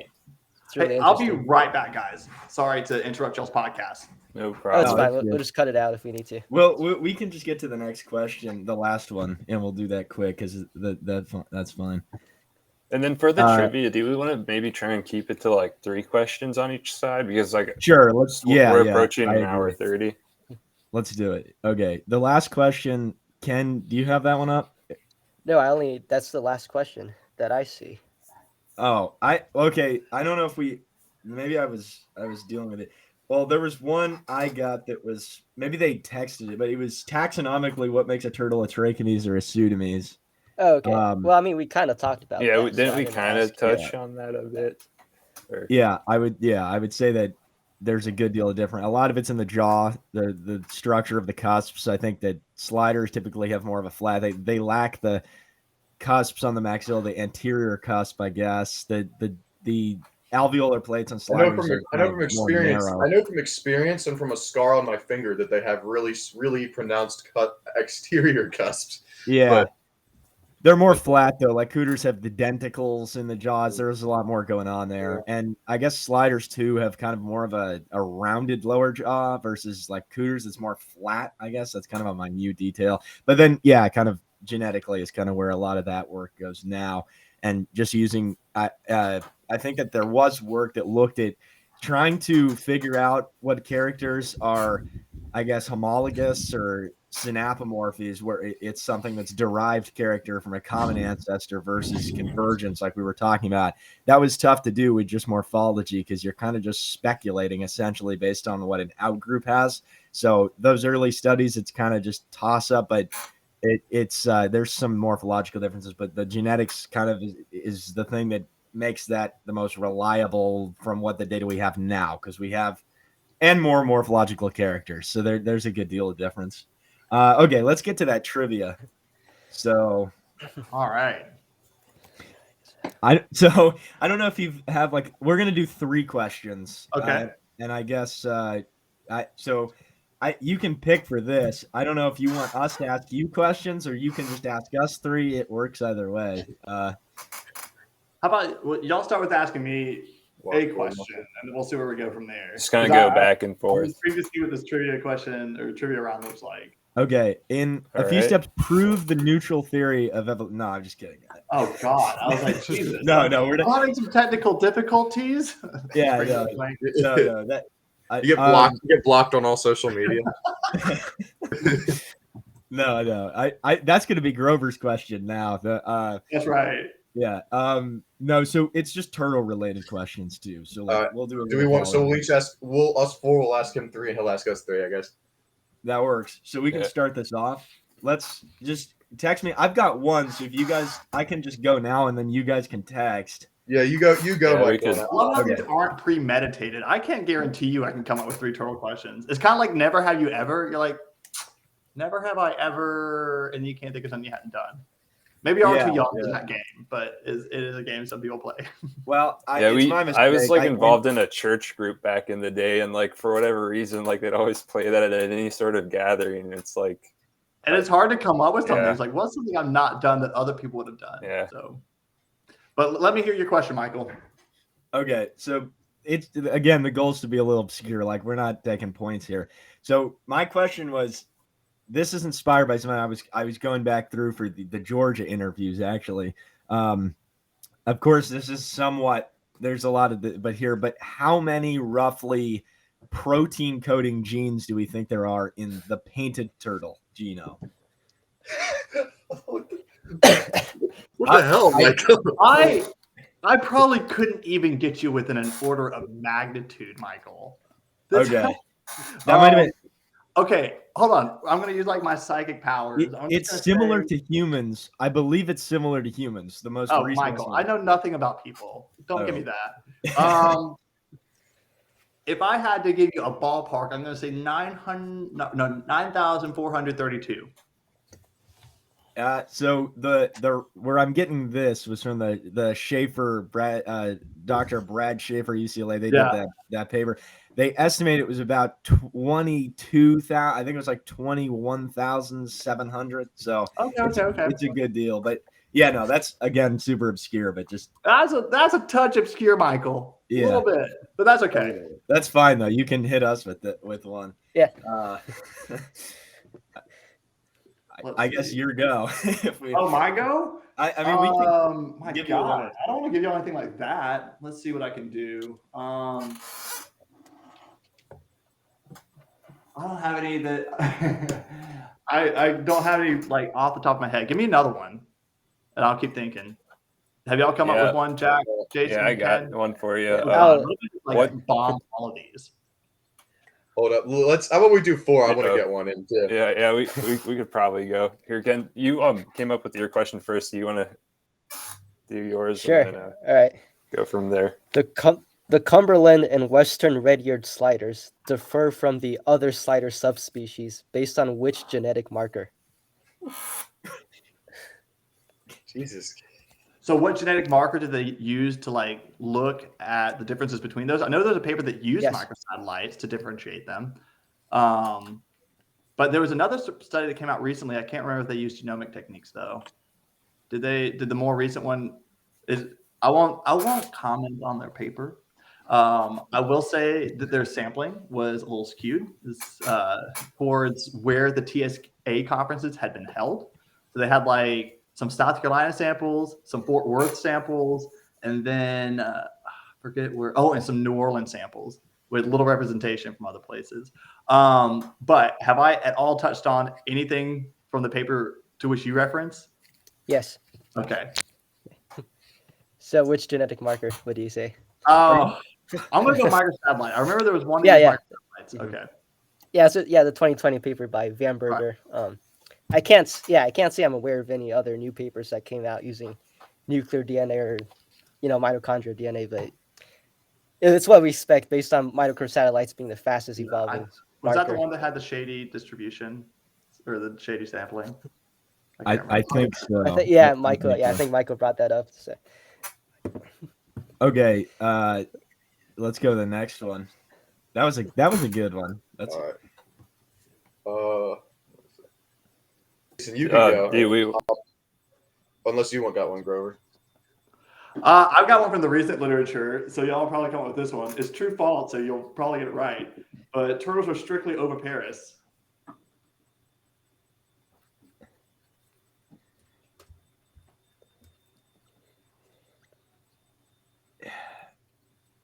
This is interesting. I'm thinking. I'm kind of catching you. You're kind of like, I can make you wrong either way. There's always like some obscure like tax species that's just slightly different, like in any sort of a group of animals that you look into. So with some of these questions, it's like you think you know it, but then it's like there could be just something that something down in like South America that you had no clue existed that not operated South America, South Africa. Did y'all see Kuchling's paper come out earlier this year? No. So the answer is no. So the answer is yes and no. So there are these observations that they made on Chercina angulata, so the angulated tortoise in South Africa. And during a drought year, and this paper is really interesting, they were monitoring this captive population. It was very hot, did not rain very much. And these turtles lay like 1 or 2 eggs monthly or bi-monthly. And sometimes they have egg retention, depending, I guess, on environmental conditions. Well, there are a number of instances where they found eggs on the surface of this enclosure. And they were like, that's weird, because they kind of, females don't dig the best nest, but they generally lay them underground, or at least under some leaf litter. And so they found these eggs just out and about, and they know that they were laid within a day because they would walk through the enclosure, feed them water, etc. And they were going to let nature take its course. So they just kind of left it out there. Maybe the turtles will eat it. It'll fry. A bird will come get it. Within 48 hours, they saw that it started to hatch. And so they pick it up, they bring it in, and it pips and hatches into a developed tortoise. And now this was not an isolated instance. They saw another instance of this back in the 90s. And so what they speculate is that the females are actually able to retain these eggs, and that there is embryonic development, and that they lay the eggs shortly before hatching. So maybe they can detect or feel that baby about to pip, and then they lay the egg. So I was going to get you either way. They do still lay an egg, but technically they retain it, and it is somewhat of a form of viviparity, if not ovoviviparity, if you kind of buy into that. So that was kind of intentional on my end. That's actually awesome. I didn't know about that at all. Look at the paper. It's very short because it's one of those things where it's anecdotal, right? But it's still important to get those out there so that we just know to have it on our radar. We are stuck in this mindset that they are oviparous, right? They only lay eggs, which is true. But, unless you're actually monitoring when the nest was laid, there could actually be embryonic development. And that would be huge for these potentially tortoises like Chercina that are going to be negatively affected by climate change with drier conditions. So it might make more sense for them to retain those eggs and produce live young that are a little more precocious than take the risk of that egg dehydrating over time. So relatively recent publication, January 2022, I believe. That's by Dr. Let's go. I was thinking it could also be like a maybe an adaptation for calcium retention. Maybe if based on these environmental factors, the less marine seashells there, and they have to like retain calcium. And how great would it be if freaking sea turtles could just be viviparous? Retain those eggs until, drop them in the water, have them hatch a la like Ecology or something, So, when you put Ecology's eggs in water, they'll hatch. It'd be great if sea turtles could do that and just kind of bypass that whole coming to land and experiencing these predators type thing for people. Now the question is, can we induce viviparity in turtles? But have some zombie turtles. It gets out of hand. All of a sudden, the world's overpopulated with turtles. That's a world I want to live in. All right, let's get to the next one going here. All right, I gotta head out in a minute, so the next one, with you being like a bit of a map turtle guy yourself, what are 2 map turtle species that occur in Ohio? So you should have. Let's see. I know you have Geographica. Yep. And then I think y'all just barely get some Wachatensis. Correct. You got it right on the nail right there. I believe you can find the I don't want to try and butcher the name here, but I believe you can find them in like bits of southern Ohio. I know, I think it was last week we talked about I think it's kind of like a similar case with the soft shell turtles, because like you have the spiny soft shells, which are like just overall like well distributed, and then very cosmopolitan. With the smooth soft shells, you can them in southern Ohio as well. So, there you go. We aren't keeping track of score, but that'd be a point either way. I feel like I got 2 out of 3, which is passing. Yeah, I mean that's all you got to do for a lot of stuff. Grover, hit us with a few more, and we'll just get them going. What's that? Hit us with a few more questions. So Oh man, so you put me on the spot again. Let me think. We can do our last one if you want to think. Oh, y'all have one more? Okay, yeah. I don't know. I have to concoct one. So, it's hard. It's hard to be put on the spot. I'm trying to think of a fun one.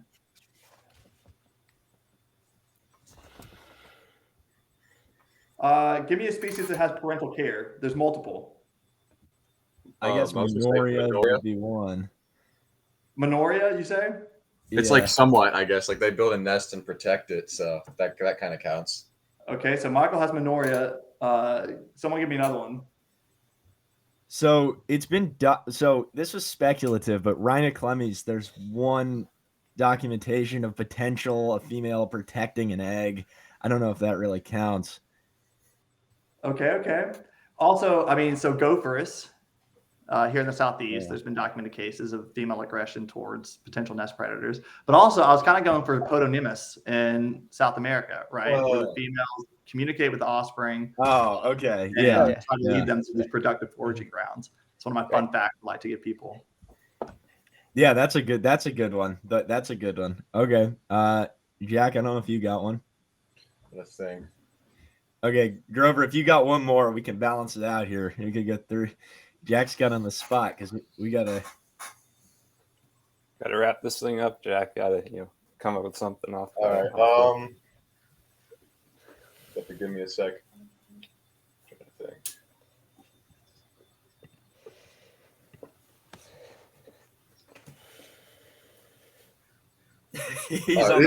I'm just trying to think of anything like.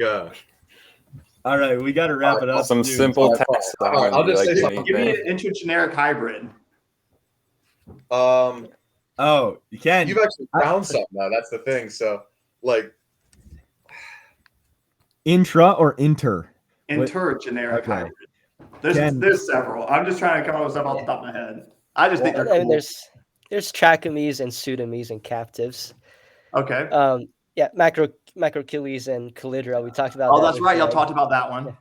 Yes. I found think Pseudomes, Gratzmes. Yes, that's right. And Pseudomes and Gratzmes and Trachemes as well. So there's some in Indiana that were hybrids of sliders and northern maps. I just think, and then sea turtles, of course, right? So there's a few intergeneric hybrids of sea turtles. I was gonna say, this is probably an easy question, but what is the largest turtle in the world that exhibits like a form of megacephaly and is duraphagous? Largest turtle in the world that exhibits mesocephaly and is durophagous. I'd probably go with Macrocheles swaniensis. I was going to say the loggerhead sea turtle. Ah, fuck. Okay. Damn it. I mean, gosh darn it, folks. Well, like, I didn't like. Let me explain. Like, I know it may not say, they might like, oh, they just have a large head, but the more you look into it, if you see the skulls of some of the biggest ones, it's the same features. Like the biggest males, they reach a cap in their body size, but their heads keep getting bigger. Like and then you do like if you are on iNaturalist at all, I love geeking out on those, and like you'll be like, that's a pathetic loggerhead. But I like what you did, Jack, because I don't know if y'all have seen what is it, Anchorman, where it's like they were talking about things they love, and the guy's like, I love lamp. I feel like you just looked at the loggerhead skull in the back of my camera here, and we're like, give me the largest megacephalic turtle in the world. They also, I think they're the only turtle that that potentially has a stronger bite force than the alligator snapping turtle. I've seen skulls that some of the skulls at Pritchard's and some of the skulls I've seen on my own time have like they're absolutely massive, and like the supraoccipital crest, it's twisted and warped in a lot of the same ways you see with musk turtles. Like even mud musk turtles, like sometimes the crest is asymmetrical and it's like twisted to one side. And on the biggest loggerhead skulls, you kind of see a lot of the same overgrowth. And I do love them, and they got the little flippers too. So like they're bottom crawlers. They're like bottom walking sea turtles. They're like, and there's of course that cool video that went around for a while where there's one eating a whelk, and then they use a little bit of forced perspective with the scuba diver behind it, but it's still a very impressive turtle. And to hear the crushing of a whelk was really just like, I wouldn't want one of them to get a hold of my hand or something. You think an alligator snapping turtle's bad? I would not want to mess with that. But I think I was gonna say, I completely freaking forgot. Well, their body weight can be 350 pounds or more. So I think there's some that are way bigger than that. I think there's some records that they're actually the second largest. So, like I think Ernst and Lovitch, their classic textbook on turtles, state that the second largest species of sea turtle is the loggerhead. I was like, that's debatable, but it's debatable, right? Because there was like some specimen that was referenced that weighed some inordinate amount, like 1,200 pounds or something. Like I've never seen or heard of one over like the 400-pound range.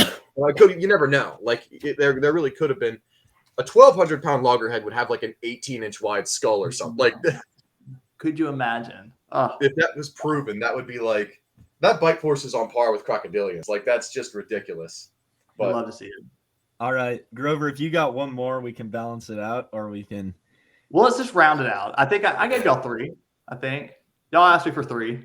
I gave you 3. Yeah. All right. And I know we were already crunched on time at the beginning or before all that. So we're not. I mean, we just try to keep, but people I think will really enjoy it. Tell them to send me some of these. I'd like to. And I'll be honest about it. I won't look up answers. So DM me on Instagram or something and give me your best turtle questions. All right, there you go. Yeah, and I guess I'll just challenge. I got James Terrell waiting for me at like 10 minutes away to go to Waterland Tub headquarters. So awesome. But so I mean, it's been amazing to have you on, Grover. Thanks for coming on and always taking fun to talk turtles. Anytime. Yeah. Thanks for taking time over your day. If we have time this summer, some of us will have to visit. Like, we'll have to go get some peltifer and. Absolutely. I have better couches and an actual spare bedroom now. So the house has changed a lot since y'all were here. Yeah, we're stuck on the couch. I got rid of that sectional. That thing was an atrocity. I think most of us are going to be in the Southeast too for the 4 years. I'll be in Florida. If you need any help for any projects, you know who to call. I do. We will come down. So, but yeah, thank you so much for coming on. It's been a pleasure. I think I speak for all of us for sure. Yeah, but yeah, so this has been great. Again, we are really grateful for our sponsors of this, the Turtle Room, and hopefully we'll create some new kind of sponsors coming up there. Also, just a kind of a cool piece of information. The International Herbological Symposium. I'll talk about this next episode, but we're probably going to do potentially a live broadcast there. But that's kind of still up in the air, so we might be doing a live show. So if you're going to be attending that, make sure to kind of put that down on your radar. But thanks a ton, Grover. I'm going to end. Yeah, so thank you. Absolutely. And you You can find Grover. You want to mention your social media? Just so yeah. I mean, if you like turtles, I have an Instagram at Grover Brown. That all I do is post pictures of turtles. So there we go. All right. Awesome. See you, everyone.